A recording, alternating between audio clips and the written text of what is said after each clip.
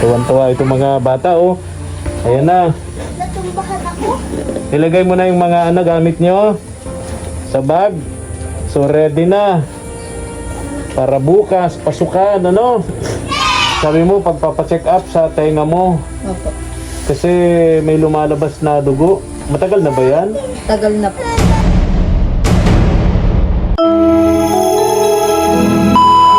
Subscribe to my channel. Good morning, ang mapagpalang umaga po sa ating lahat, mga katuwang.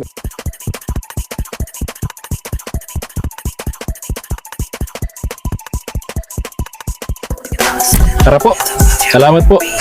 6 na bata ang bibilhan natin ngayon ng bags nila. 6 na mga bata sa elementary.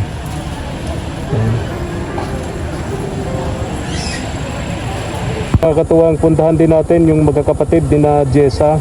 Ngayon kasi ako nangako na babalik sa kanila para dun sa kulang na gamit, yung mga school bags nila. Tara po. Mga bata nagsisigawan na, narinig ko na yung pangalan. Kuya Eflen daw. Kuya Eflen. Tao po. Tao po. Tao po, Ate Shirley. Oh. Wala ang mama mo. Nasaan sila? Kasama ko ni Papa sa bundok. Kasama ng papa mo sa bundok. Oh, ito yung mga school bag niyo. Dali. Lagay doon. Pasok. Nag-almusal na kayo? Ha? Opo. Okay. Pupunasan mo yung ilong ng kapatid mong isa.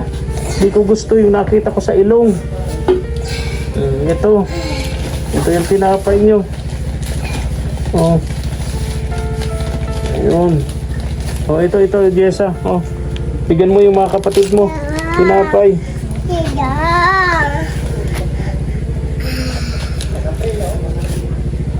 Ayaw. Bakit? O ayaw din. Bakit? Nagkape na po kayo. Nagkape na kayo? Kape lang? Yung almusal nyo, kape lang? Opo. Okay. Na oras umalis yung mama at papa nyo? Kanina pa po. Pupunta ng bundok. Magagawin doon? Maghanap po ng gulay. Hanap ng gulay. Uulam nyo? Ibebenta po. Bebenta. O bukas pasukan na, di ba? O di ba bumili na ako sa inyo ng inyong mga gamit, yung mga notebooks, no? Tapos ito yung school bag mo. Sige nga.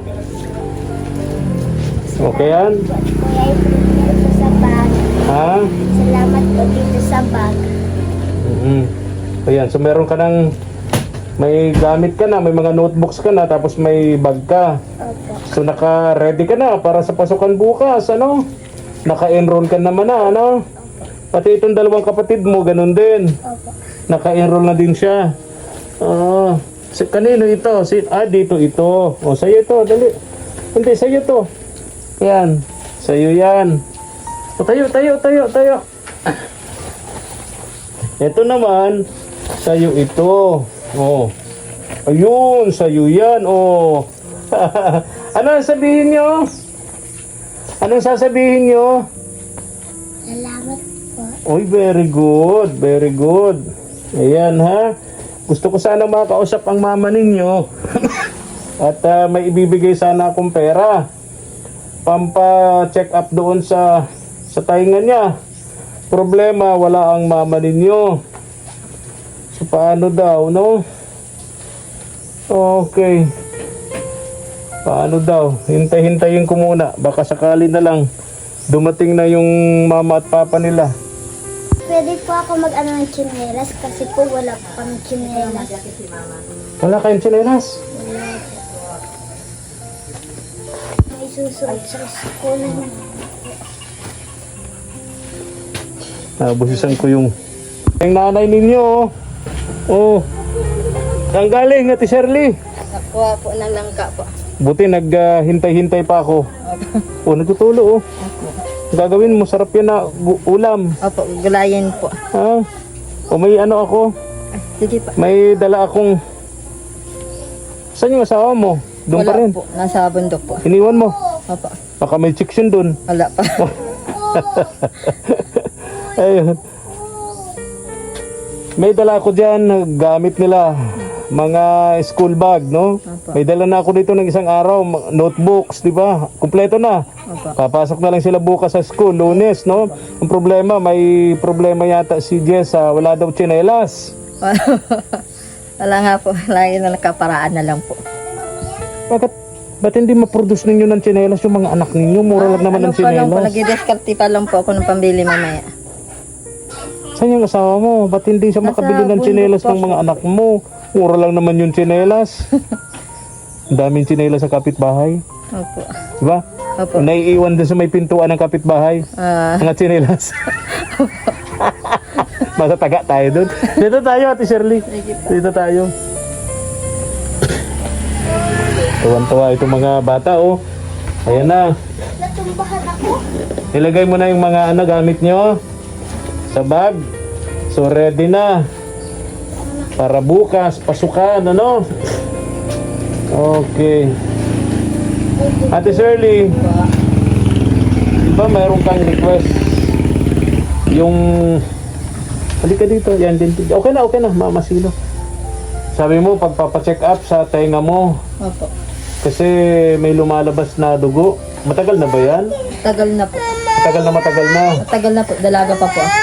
Dalaga ka pa hanggang ngayon. Alam mo yung doktor niyan, ENT. EENT. Ate, oh. Ears, nose, tongue, and yun nga. Sa diet po. Sa daet, no? Hindi, EENT, yung sa tainga, sa ilong, sa ano, ganyan, ha? Yan ang hanapin mo. Opo. Noon, kilala ko dyan si Dr. Rufino. Dr. Rufino. Yun ang kilala ko dati. Ewan ko kung nandyan pa siya ngayon. Ha? So, ganito. Sabi ni Lola Jet, ni Lolo Hermes, bigyan kita ng 1,500 para makapagpa-check up ka. Maraming salamat po kay Lola Jet po sa pampacheck up ko po. Oo, sa pagbalik ko, sana may na positive result na nakapagpa-check up ka na tapos malaman ko kung anong dahilan.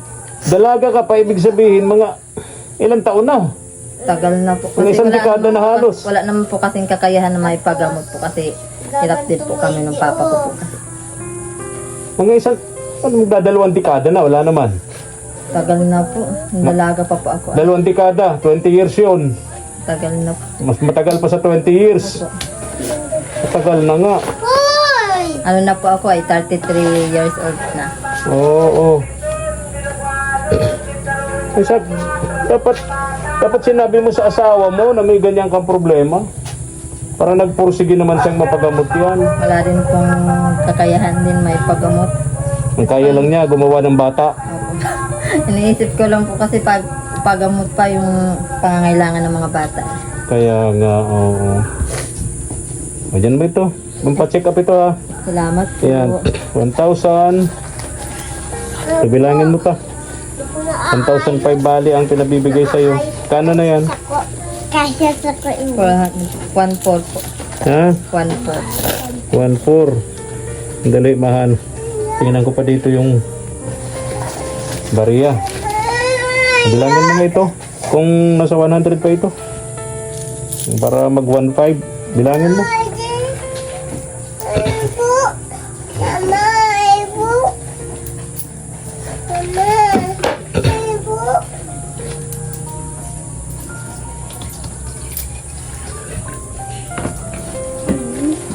Hello, Nay.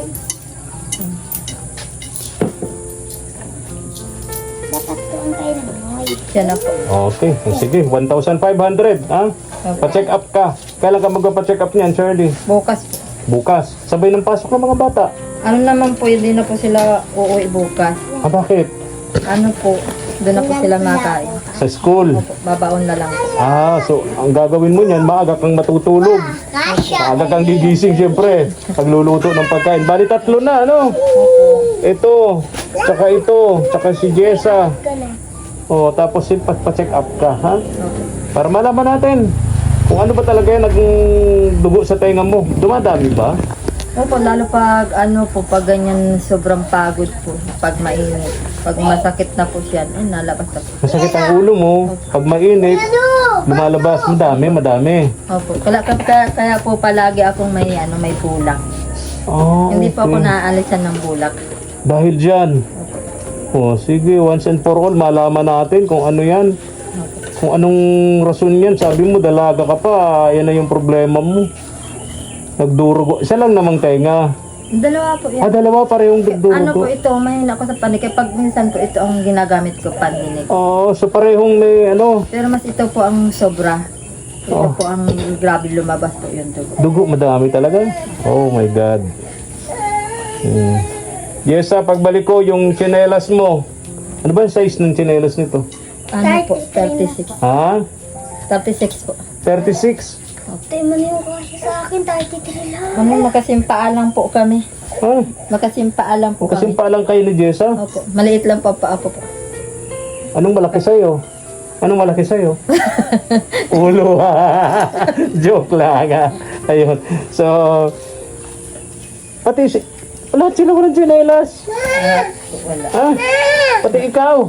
Opo. Mambihira naman kayo. Tsinelas lang, di pa kayo nakabili. Pambihira Sagana lang naman. po yung mga putol-putol na sila. Putol-putol na, pambihira. Sa yung mga tsinelas na naputol-putol na. Tignan ko nga. Pambihira. Ayun oh. Pambihira. Oh, yeah. Ayos ni Jessa yung... Ngayon, puta. Ha? Ay, oo nga. Yung putol na. Pwede pa naman yatang ano ng alambre yan. Ha? Hindi ko lang po alam. Hindi na po ata. parang di rin magtatagal ano. Hindi rin. Retire na. Lahat akin na ito. Ay, sige. So, okay na. Ready na yung mga anak mo, Ate Shirley, para bukas. Si Jessa, naka-ready na. Di ba okay naman na? Okay pa naman ang bag ni Jessa. Tagal na ito po, ano? Ah, sira na ba ka? Ha? Sira na po. Zipper. Wala nang zipper. Ayusin na lang po. O, di doon niya gagamitin niya. Okay na yung bag na yun. Ano? Tapos may bag din itong dalawang bulilit. Kadagdag dito. Ano? Okay. Galingin kay Lola Jet and Lolo Hermes of USA. Salamatan niyo. Maraming salamat po kay Lola Hermes at kay Lola Jet po. Maraming salamat po. Sa bigay po sa pampagamot ko po. O, bili ni Lola Jet. Pakinggan niyo, ha? Jessa, pagbutihin mo raw ang iyong pag-aaral. Huwag kang maglalakwatsa. Bagay, di naman naglalaskwatsa to si Jessa. Ang lakwatsa nito paghanap buhay. Pag absent sa school, naghahanap buhay itong si Jessa. No? Sipag na bata. Kung naman Ate Shirley, syempre, pray natin na gumaling ka dyan sa sakit mong yan. Malaman natin kung ano ba yung sabi mo nga, dalaga ka pa, problema mo na yan. So ngayon, may pera ka dyan, sabi ni Lola Jet, pa-check up mo yan. No? Para malaman natin kung ano yung sakit mo na yan. Ano? Bakit ganyan? No? Yung iba sa ilong lumalabas, iyo namang sa iyo, sa tenga. Kaiba, ano? Yung iba kasi, pag mainit ang panahon, yung sa ilong dumaraan yung... Yeah. Ikaw naman, pag mainit ang panahon, sa tenga. Patay nga po ako. Oo. Anong grade mo na, Jessa? Grade 5 po. Grade 5. Okay. Grade 5 na si Jessa. Oh. Ay, di sige ha. Hindi po. Oo. Ingat na lang kayo. Jessa, ingat ka ha. Salamat. Pagbutihin mo ang pag-aaral mo para magkaroon ka ng awards. May award ka ba nung nakatalikod na ano? Wala. Bakit? Puro absent. Wala kang award dahil puro absent. Baka naman baka naman Ate Shirley, gusto mong subukang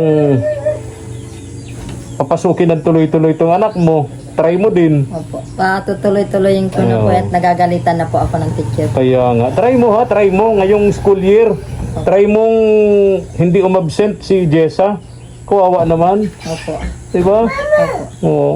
So yun usapan natin ha. Try mo ha. Subukan mo. Ang bihira ka Ate Shirley. O babay na. So, ibabay po. Ingat ka rin po. Itry mo din na huwag mong pagtrabahuhin si Jessa. Opo. Ha? Opo. Pakisabi dun sa asawa mo. Pangalan ng asawa mo? Jason po. Ha? Jason. Jason, sabihin mo, sabi ni Kuya Efren, itry daw natin. Subukan daw natin na wag nang pagtrabahuhin sa bundok si Jessa. At baka kung mapaano pa yan doon sa bundok, babaeng tao. No? O yun ha. Opo. Try niyong mag-asawa. Subukan niyo ha. Opo. Okay, babay na. Bira kayo. Bye po. Babay, Jessa. Bye, Babay, Jeffrey. babay. Oo, sige na. Babay mga bata. Babay. Ba't ito? Aso po. Aso pala to. Ang dami po alaga. Daming alagang aso. Hindi na ako. Thank you for watching.